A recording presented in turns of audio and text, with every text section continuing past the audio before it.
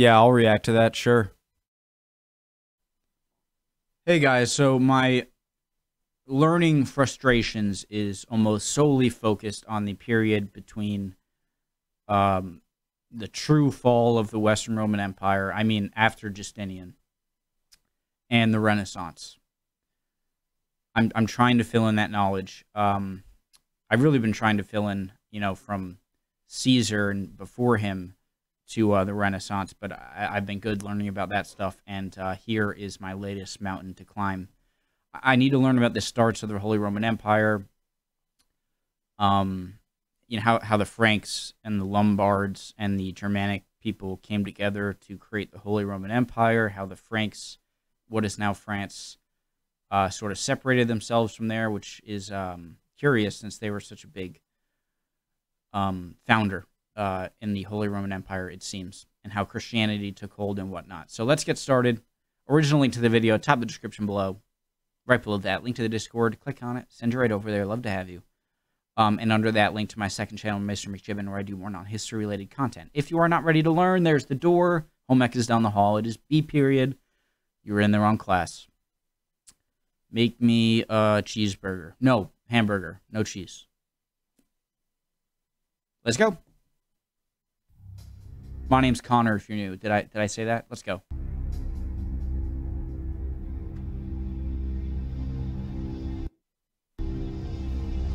Charlemagne was arguably one of the most outstanding leaders of all times, if expansion and change are to be the measures of greatness.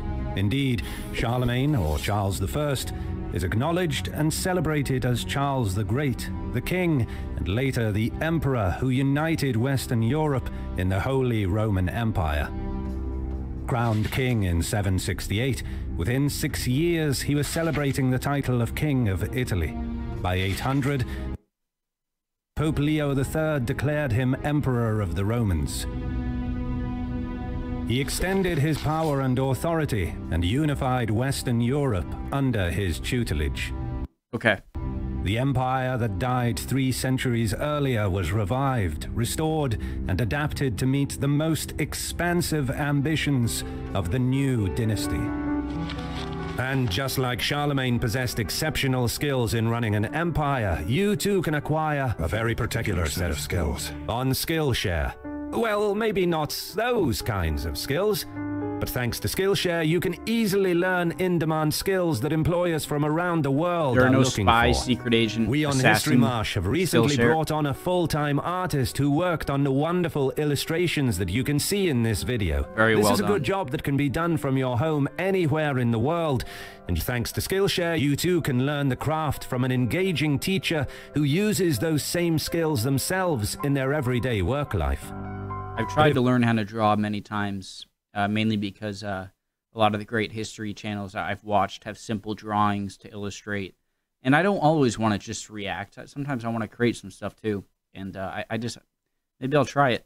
Becoming a digital artist is not for you. Skillshare provides you with thousands of high-quality courses about every subject under the sun. Make sure to use any history From video March editing to cool tricks to impress your friends, all the way to core competencies that you can build a career of. And the best part is that the first 1,000 of you to sign up using the link in the description below will receive a completely free trial of Skillshare Premium, providing you with instant and unlimited access to the entire Skillshare platform. March And after that, it's only $10 a month. Start exploring your creativity today on Skillshare.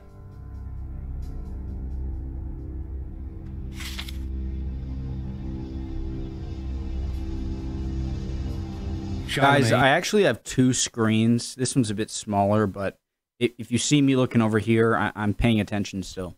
He was born around 747. His father Pepin the Short and his mother Bertrada of Laon were king and queen of the Franks until Pepin died in 768.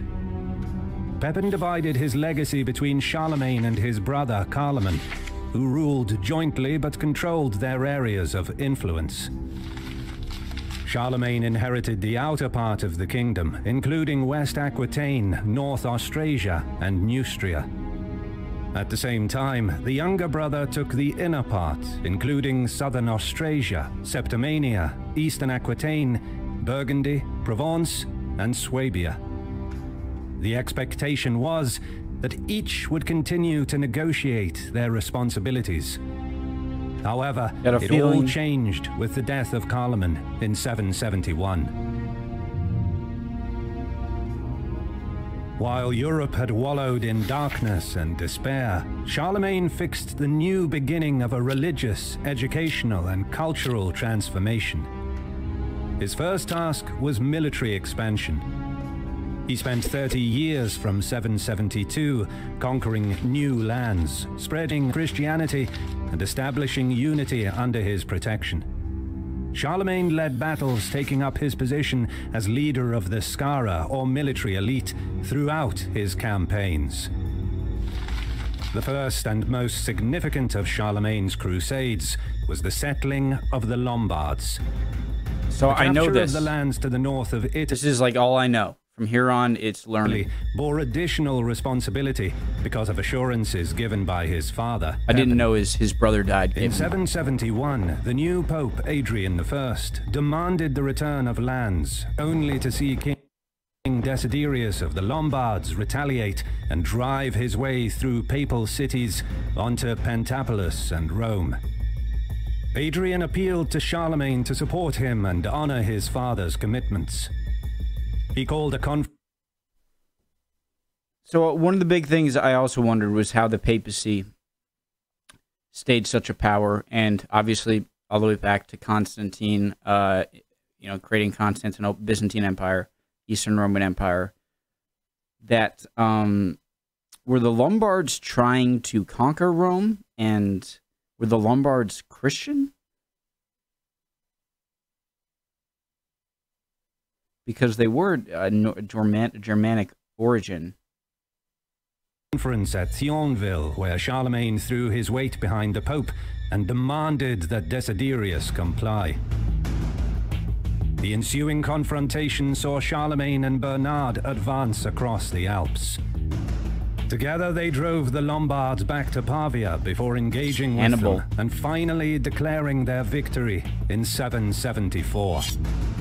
Charlemagne. My God, guys, so many huge battles have happened in this Lombard region. You see the kind of the mountain range that goes down Italy and connects kind of on the coast to the Alps, and then the Alps encircle and then go on to this other mountain range, and then there's this giant Lombardy valley, and it just seems like so many giant battles throughout history have happened there.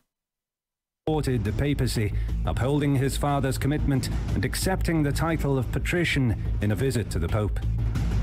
He returned to Pavia in triumph, granting amnesty to those who opposed him and declaring his victory. His campaigning defined his future ambitions for territorial expansion and established his future relationship with the Church of Rome.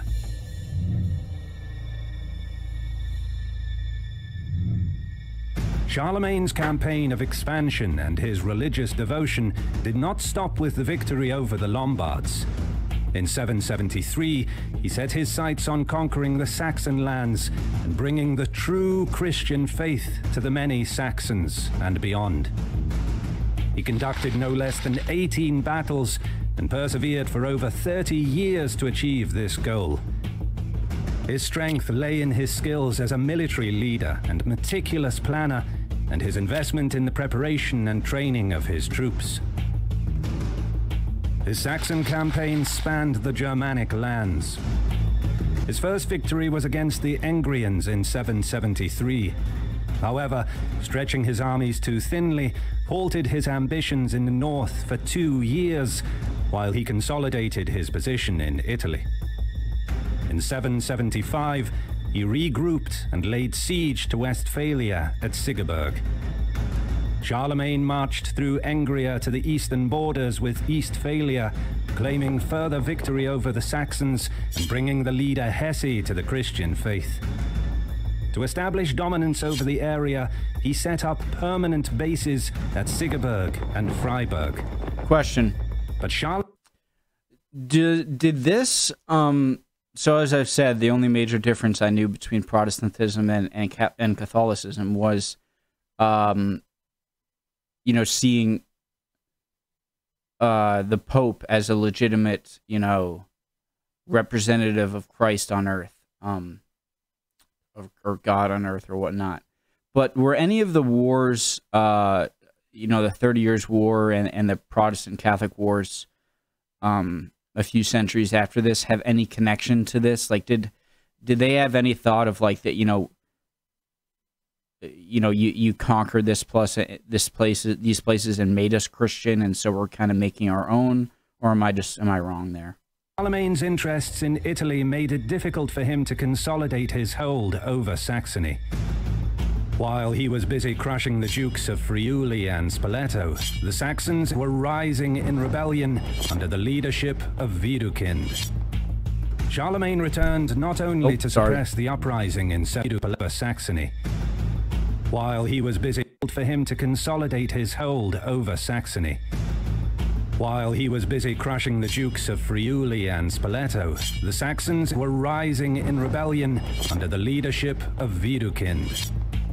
Charlemagne returned not only to suppress the uprising in 770.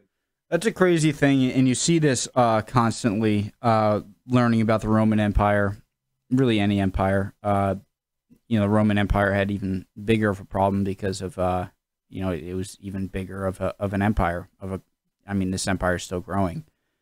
But how, you know, word travels extremely slow and soldiers travel even slower. How you really need to, if you want any hope of having a controlled empire where you can focus on one area of problems and not have an area on the opposite side of your empire then rise up, then you need to either really strategically plan out your borders of your empire, which would be very difficult because you have to do it somewhere around geographical, topographical protections, but you need easy ways to transport your troops as fast as you can, and maybe it's just impossible because of, even if you have the best case scenarios and the most perfectly placed rivers and you know, flat plains for protected roads to get messaging back and forth and soldiers back and forth, it's just the technology is centuries away from being able to really have an empire, a large empire, expanses, you know, thousands of miles or 1,000 miles, and have any chance of having a military presence in all parts of it, you know. 76 and set up a new camp in Karlstadt, but to drive Widukind away to Denmark and absorb Saxony into the Frankish kingdom. He set up a new national assembly at Paderborn and began the conversion of the Saxons to Christianity. But Charlemagne's ambition did not stop there. He pushed forward to southern Germany, defeated the Avars and invaded northern Spain, driving the Moors into submission. By 800, he dominated an area over today's Germany, France, Switzerland, Belgium, the Netherlands, and parts of Austria, Hungary, and Spain. He established a new united Europe under the spiritual ascendancy of Christianity.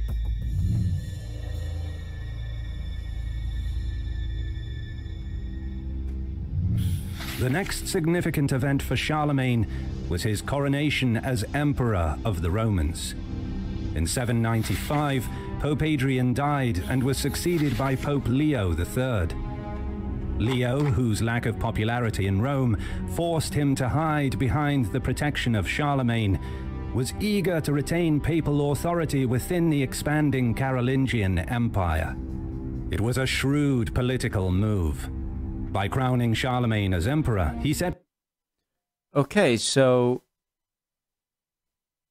I was wondering if the fact that the papacy survived and the Lombards kind of surrounded, you know, papal lands was because they were afraid of outrage from surrounding areas about some civilization or some army killing or taking over or destroying Catholic artifacts and whatnot, but it seems like they weren't even that popular, and so they were kind of at the whim of whoever is willing to protect them. But if he's not so popular, then why even... Anyways. Precedents for crowning all emperors and holding on to papal influence. At the same time, Charlemagne expanded his authority across the newly established Holy Roman Empire. On Christmas Day of the year 800, Charlemagne found himself in Rome. The tale goes that he knelt to pray at the altar of St. Peter's Basilica, and Leo placed a crown on his head, announcing Imperator Romanorum.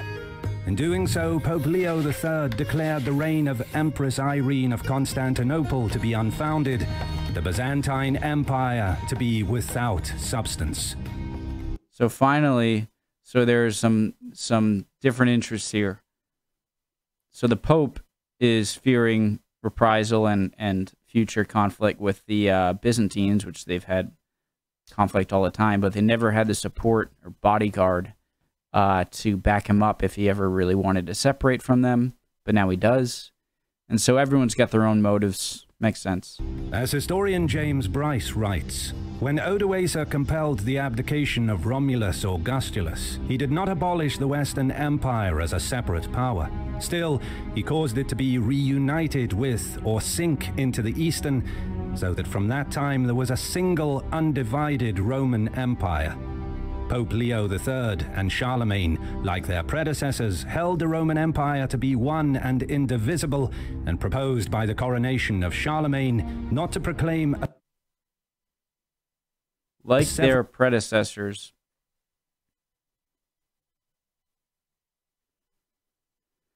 So he caused it to be reunited or sink, or sink into the Eastern. When Odoacer compelled the abdication of Romulus Augustulus, he did not abolish the Western Empire as a separate power. Still, he caused it to be reunited with or sink into the Eastern. So that from that time, there was a single undivided Roman Empire. Pope Leo III and Charlemagne, like their predecessors, held the Roman Empire to be one indivisible and proposed by coronation of Charlemagne not to proclaim. So people back in this time period, as has been said many times, the Eastern Western is more of a modern or Byzantine. Everyone is under the impression that Rome is still one entity, only needing to be bandaged up, and the only question is who's the one to be bandaged, who to bandage it up. Okay. Difference of the East and West. Charlemagne humbly declared himself surprised and unprepared for the accolade bestowed on him. However, he soon adapted to the magnitude of his new role. His target was to embody the notion of continuous empire from Augustus to Constantine VI. His ambition was to reunite Europe, and was thwarted only by the equally prestigious Byzantine Empire and its Empress Irene. She ruled despite the lack of acknowledgement by the Pope and Charlemagne. The legacy lasted for almost a millennium, and alongside the Byzantine Empire, which equally claimed rights over the title of Emperor.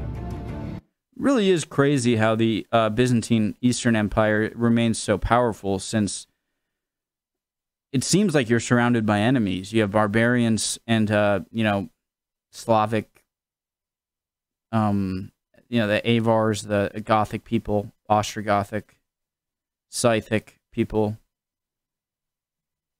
all around you, and you have Caliphate to your east, and a hostile Rome and Frankish Empire, growing Roman Empire, and still you're so strong. And again, the Byzantine Empire, as I'm learning more about it, is more of a story of me being impressed, not what they accomplished, but just the fact that they don't fail for so long.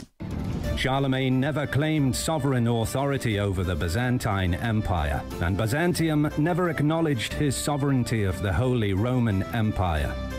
His coronation established two empires rather than one unbroken line from the days of Augustus to those of Constantine VI. So this is kind of the start of there being no assumption that there's one Rome anymore. I mean, like, it's clearly two things. A united empire was unattainable unless both powerhouses locked swords. Many supporters of Charlemagne argued against the legitimacy of a Byzantine empire led by a woman. Byzantium equally felt threatened by Frankish claims. There seem to be a lot of strong women in the Byzantine Empire. I wonder what kind of traditions led to that. Byzantium equally felt threatened by Frankish claims to the Roman Empire. East and West were set apart and in conflict.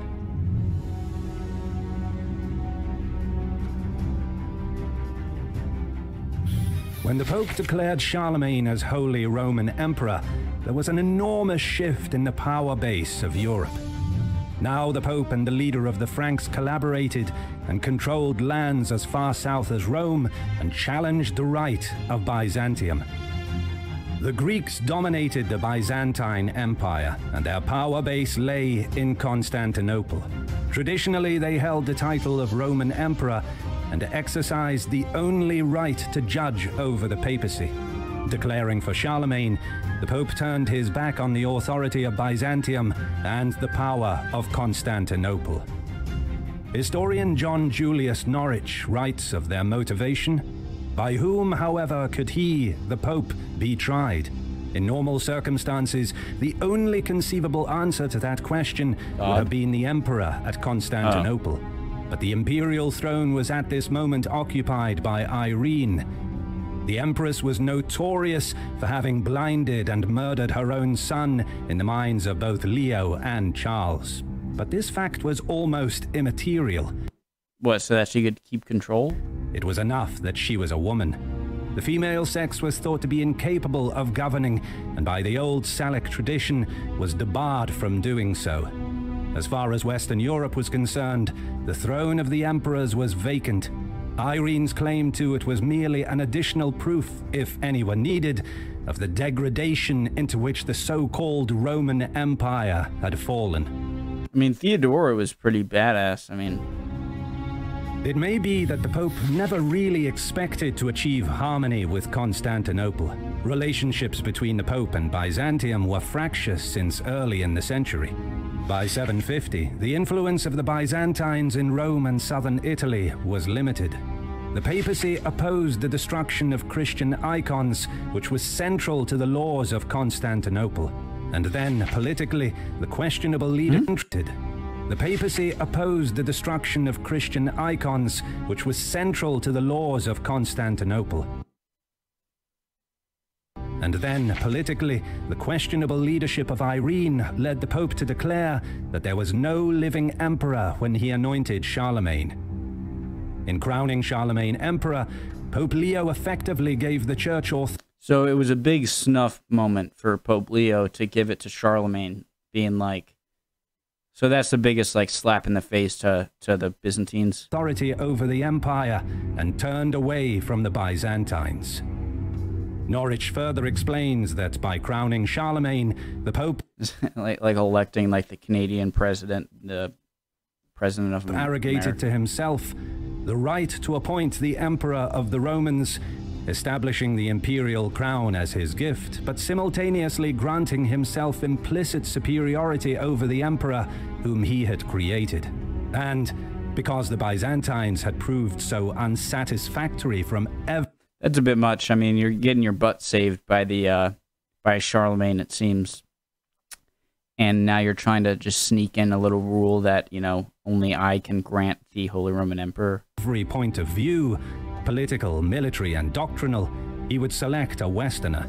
The one man who, by his wisdom and statesmanship and the vastness of his dominions, stood out head and shoulders above his contemporaries. So can this be seen as like the divorce papers of the papacy and the Byzantines, and the marrying to the Franks and Holy Roman Empire, Charlemagne?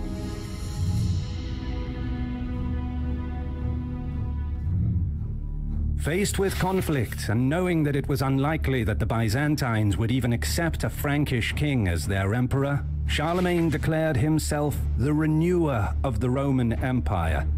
A new unity based on Christian faith would replace the unity of Roman citizenship. Throughout the Middle Ages, the two empires remained opposed. The title of emperor would pass through the generations of So it seems like Christianity became so popular because it was such a good tool. It was such a good of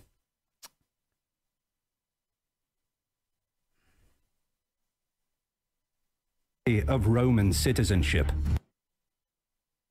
Throughout, like it was used as a way, like, no, we are the true Romans. You're a Roman if you're a Christian, so we're Christians over here. I might maybe scratch that. I don't think I explained that well. The two empires remained opposed. The title of emperor would pass through the generations of Frankish kings ordained by the popes. Over time, the Carolingians would lose their supremacy through fights within their own, and their dominance would subside. The popes would look to other Italian leaders who would happily endorse the power of the papacy and act as its protector.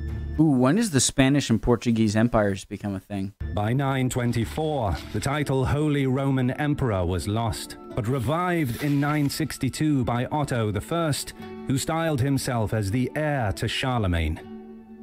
And the title would remain for 1,000 years. To recap, Charlemagne was determined to expand his realm and spread Christianity across Europe. To this end, he embarked on a 30-year military campaign of conquest. By the year 800, he controlled Western Europe, including present-day France, Switzerland, Belgium, the Netherlands, Germany, and parts of Austria and Spain. The coronation in 800 AD extended his authority, and he used the circumstances to claim he was the restorer of the Roman Empire, which would continue to exist for nearly 1,000 years in the form of the Holy Roman Empire. The Pope's motivation for crowning Charlemagne was to give the papacy and the Church implicit authority over the empire and gain security from the emperor. Next up, we will cover Charlemagne's reforms and the beginning of the Carolingian Renaissance. If you enjoyed the video, please like, comment, and subscribe. Awesome channel. Awesome video again. Cleared up a lot. All right. I'll be uploading this tomorrow and continuing the series. See you guys next time.